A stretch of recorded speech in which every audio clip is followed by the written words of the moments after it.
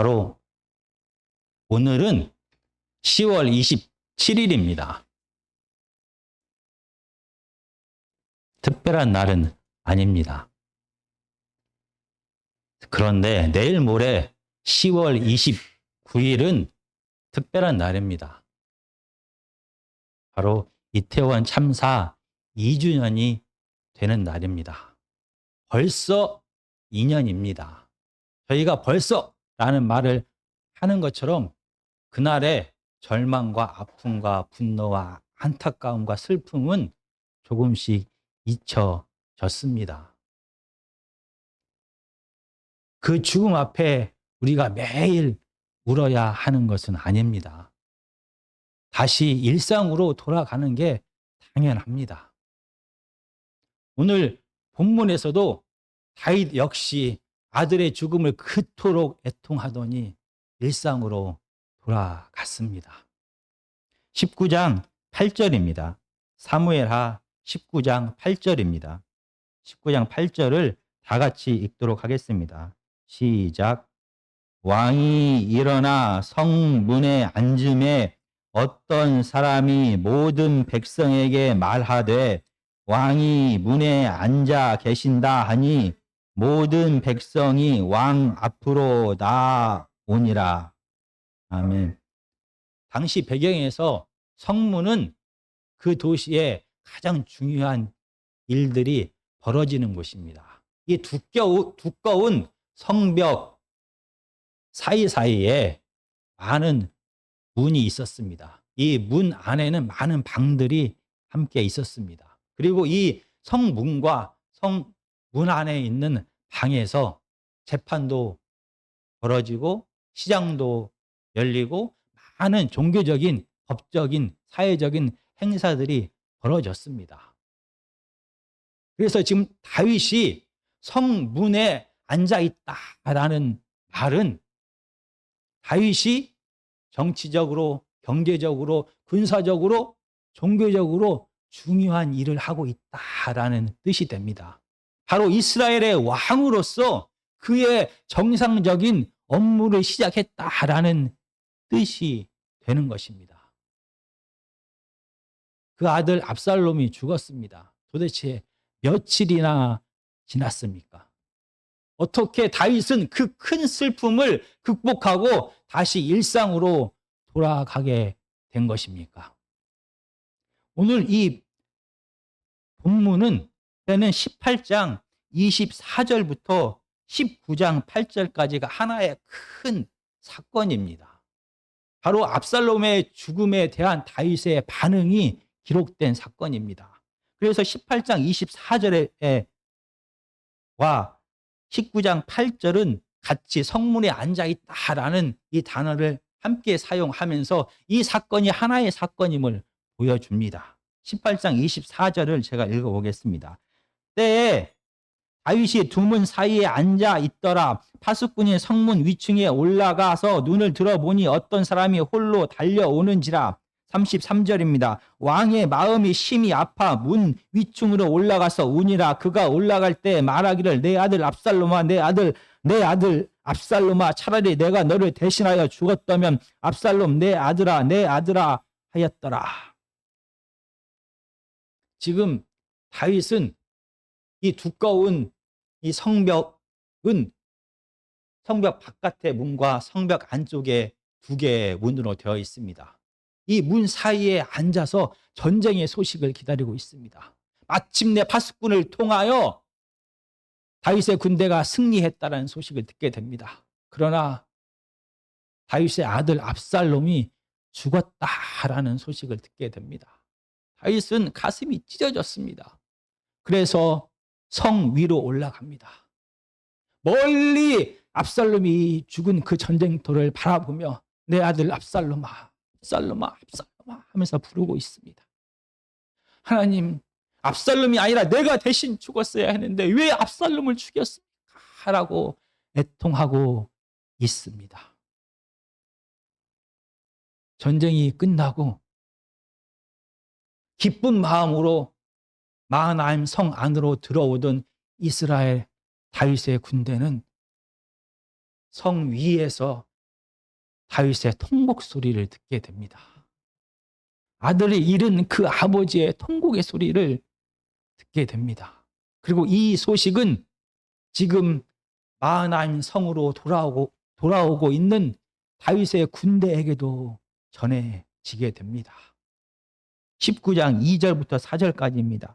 왕이 그 아들을 위하여 슬퍼한다 함이 그날의 백성들에게 들림에 그날의 승리가 모든 백성에게 슬픔이 된지라. 그날의 백성들이 싸움에 쫓겨 부끄러워 도망함 같이 가만히 성읍으로 들어가니라. 왕이 그의 얼굴을 가리고 큰 소리로 부르되 내 아들 압살롬아 압살롬아 내 아들아 내 아들아 하니. 전쟁에서 다윗의 군사는 승리했습니다. 그런데 마치 전쟁에서 패해서 몰래 숨어서 성 안으로 도망치듯이 돌아온 것처럼 다윗의 군사들은 다윗의 슬픔에 함께 빠지게 됩니다.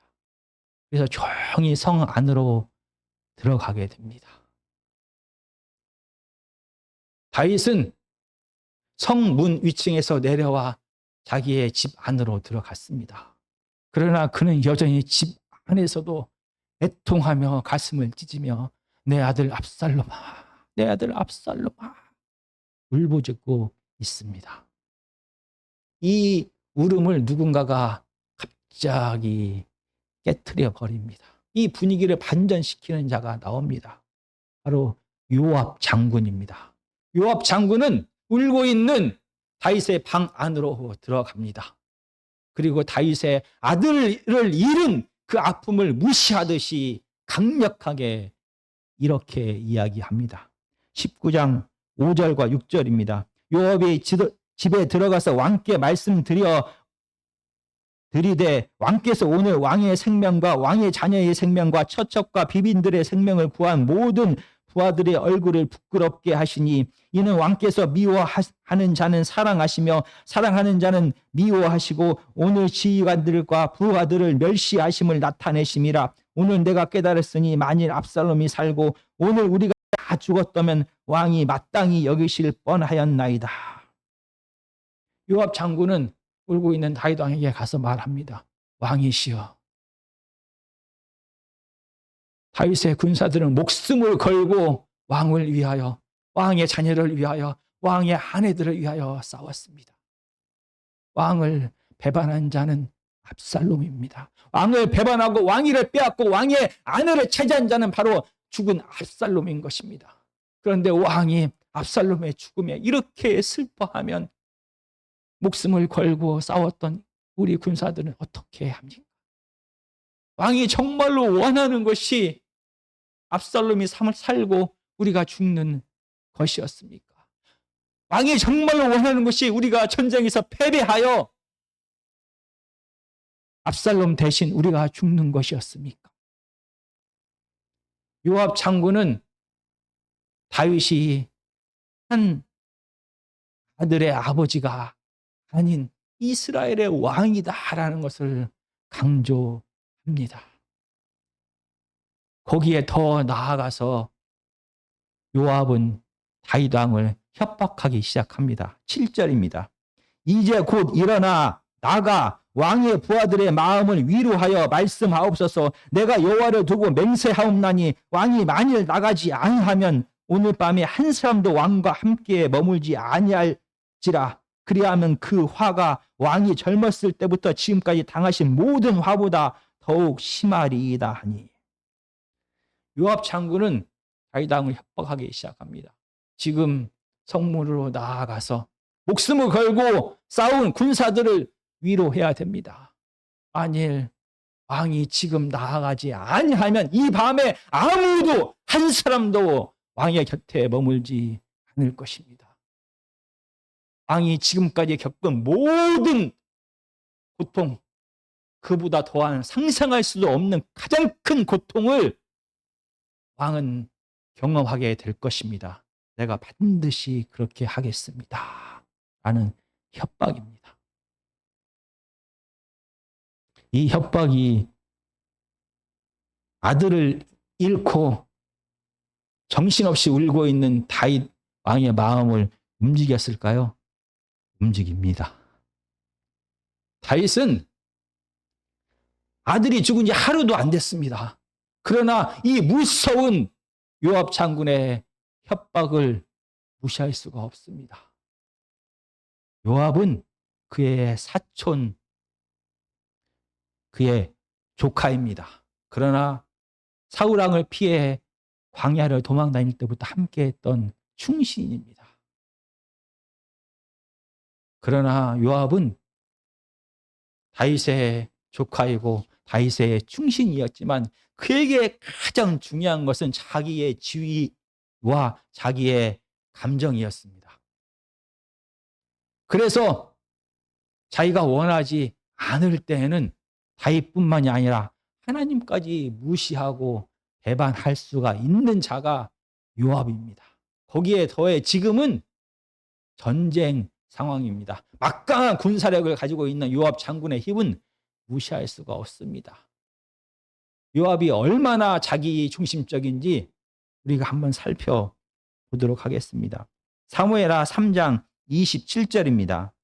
사무엘하 3장 27절입니다. 아브넬이 헤브론으로 돌아오매 요압이 더불어 조용히 말하려는 듯이 그를 데리고 성문 안으로 들어가 거기서 배를 찔러 죽이니 이는 자기의 동생 아사엘의 피로 말미암음이더라. 지금 이 사무엘하 3장에서는 다윗이 드디어 북이스라엘을 전쟁 없이 하나가 되어 온 이스라엘의 왕이 될 수 있는 기회를 잡았습니다. 바로 북이스라엘의 군대 장관인 아브넬과 손을 잡을 수가 있게 되었습니다. 그런데 오늘 본문에 나온 이 요압 장군이 이 아브넬을 몰래 죽여버립니다.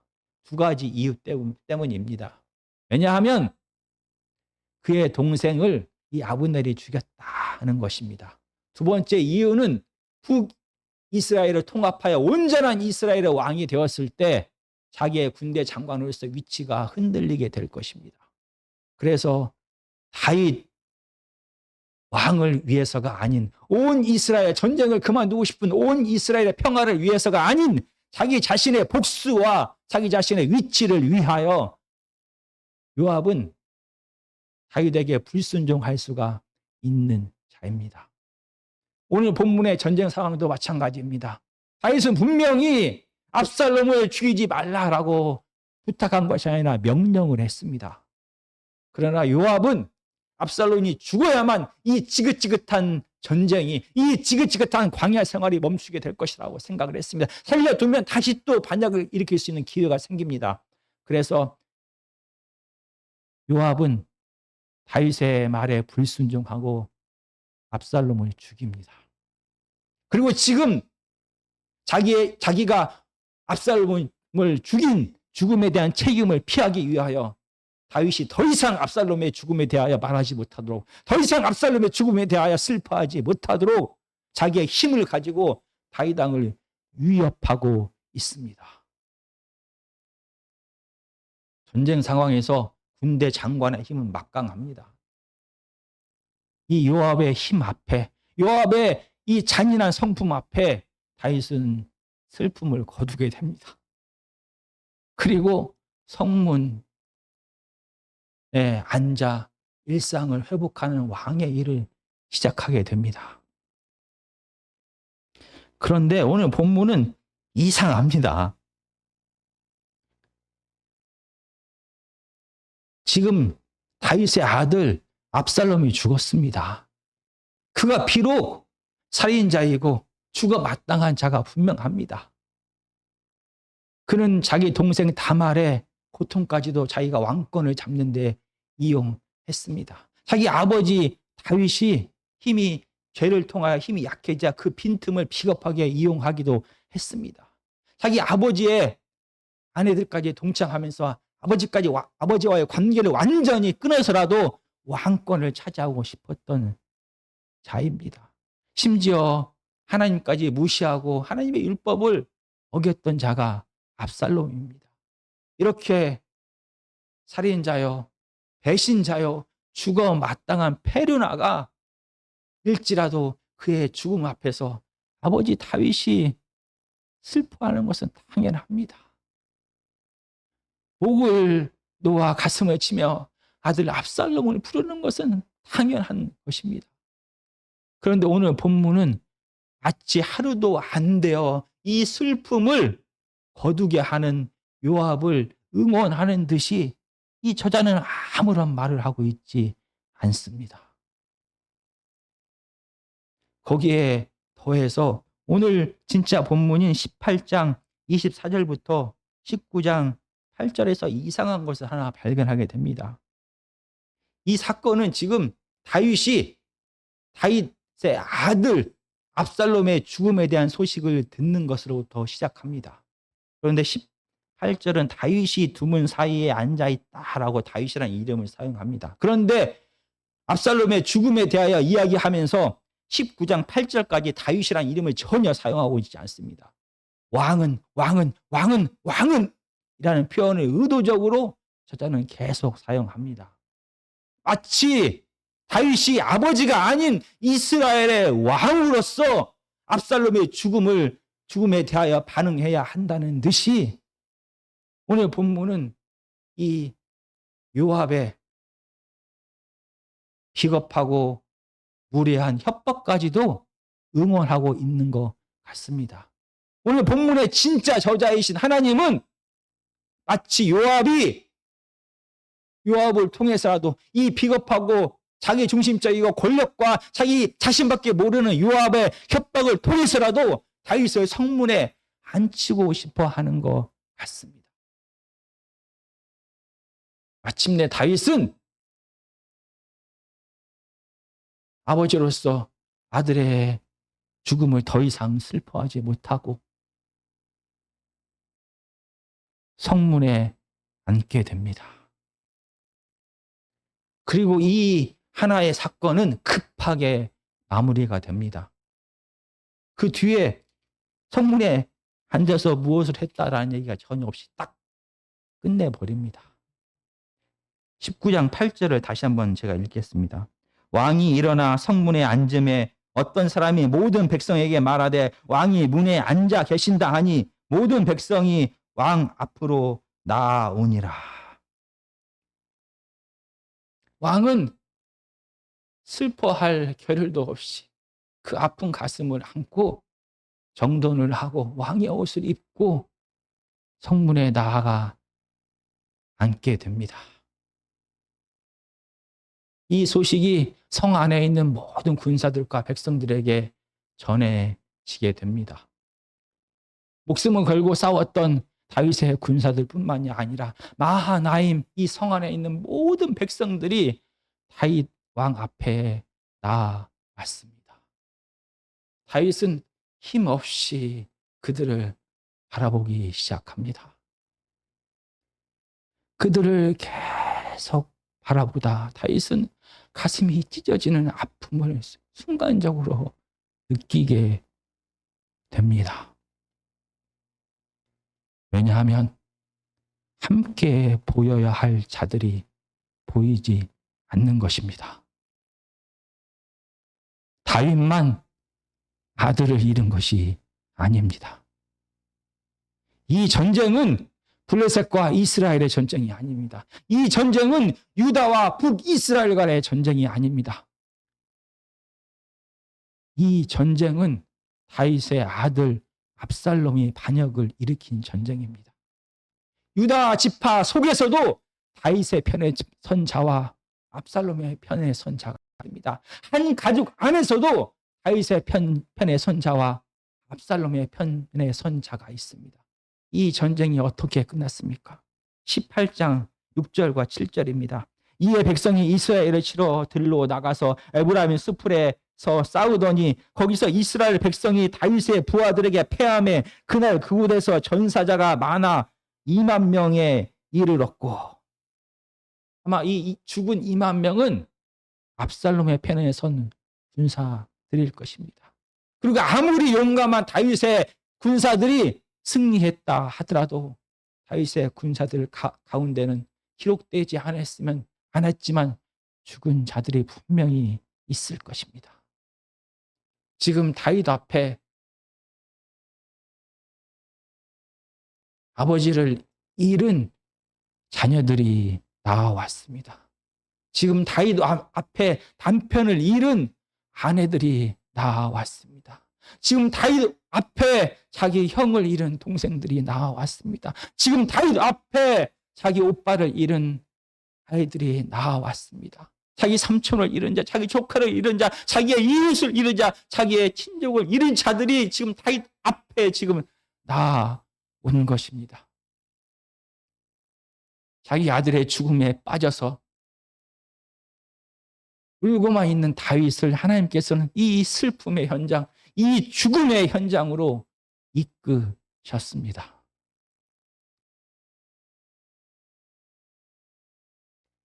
잊혀진다고 해서, 잊는다고 해서 일상이 회복되는 것은 아닙니다. 전쟁이 끝났다라고 해서 평화가 저절로 찾아오는 것이 아닙니다. 오늘 이 전쟁에서, 이 본문에서 가장 많이 사용된 단어가 있습니다. 바로 평화라는 샬롬이라는 단어입니다.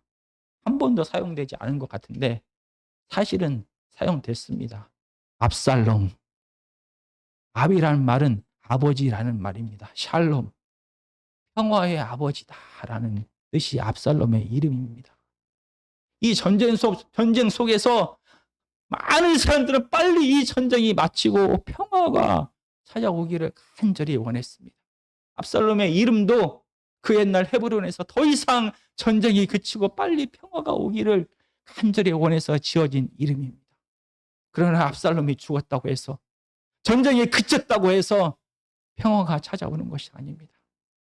성경에서 평화는 하나님의 임재와 다스림을 통해서 찾아오게 되는 것입니다. 이스라엘의 왕이 누구입니까? 이스라엘의 왕은 하나님 대신해서 이스라엘을 사랑과 정의로 다스리는 자인 것입니다. 하나님 대신해서 성문에 앉아 있는 자가 이스라엘의 왕인 것입니다. 다윗은 자기 개인의 아픔을 묻어두고 성문에 앉았습니다. 하나님 대신에 하나님의 사랑과 정의로 이 성 안에 있는 모든 백성들을 바라보기 시작했습니다.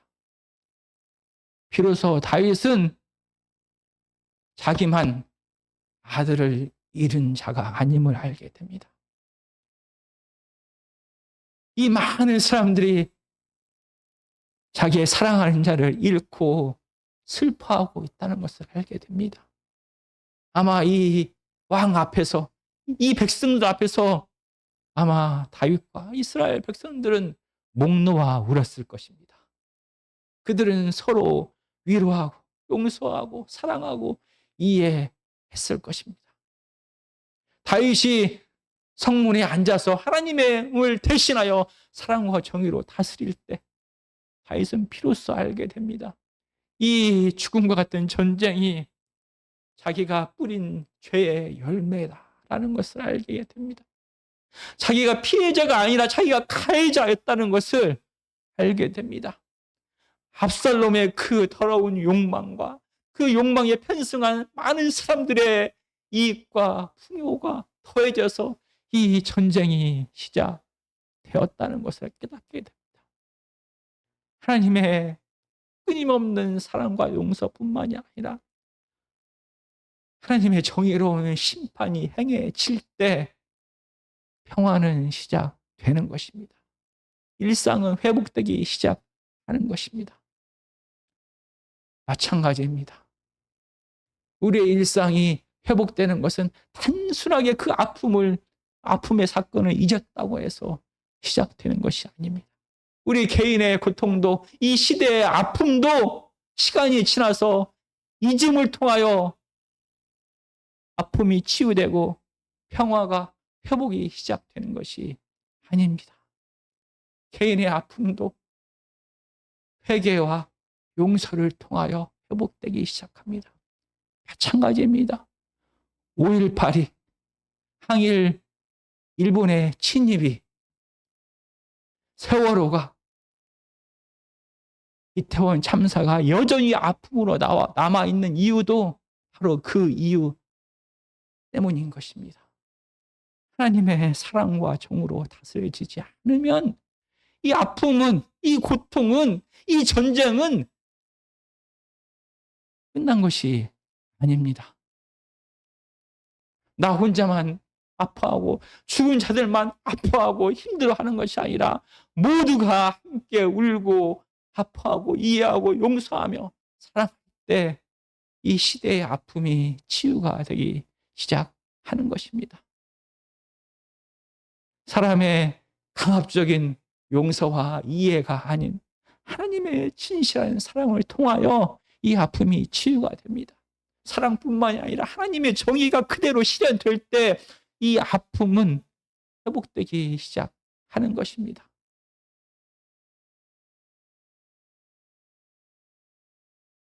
사람의 사적이고 왜곡된 복수가 아니라 하나님의 올바른 정의가 실현될 때 이 시대의 아픔 역시 회복되기 시작하는 것입니다. 하나님의 자녀, 기름을 부음 받은 메시아는 일상에서 성문에 앉아 있는 자인 것입니다. 일상에서 하나님의 사랑과 정의를 몸소 행하는 자인 것입니다. 사랑하고 용서하고 옳지 못한 일에 대하여 싸우며 심판하는 데 힘을 쓰는 자, 그가 바로 하나님의 자녀인 것입니다. 잊혀진다고 일상이 회복되는 것이 아닙니다. 하나님께서 임하셔서 사랑과 정의로 다스려질 때 비로소 일상의 회복이, 평화가 시작되는 것입니다. 하나님의 자녀, 메시아, 기름 부음을 받은 자는 이렇게 아파하는 자, 고통하는 자, 그들과 함께 우는 자입니다. 그들 편에 서는 자입니다. 그들과 함께 싸우는 자인 것입니다. 정말 이 시대의 아픔을 우리가 눈 감고 잊어버리는 자가 되지 않기를 간절히 원합니다. 우리의 아픔처럼 시대의 아픔도 사랑과 정의를 통하여 온전히 회복되어질 때 평화가 시작되고 일상이 회복되는 것입니다. 다시 한번 우리가 누구와 함께 울어야 하고 누구와 함께 싸워야 되는지를 기억하는 하나님의 자녀, 기름 부음을 받은 메시아, 일상에서 성문에 앉아서 하나님의 사랑과 정의를 행하는 우리가 되기를 간절히 주 예수 그리스도의 이름으로 기도합니다.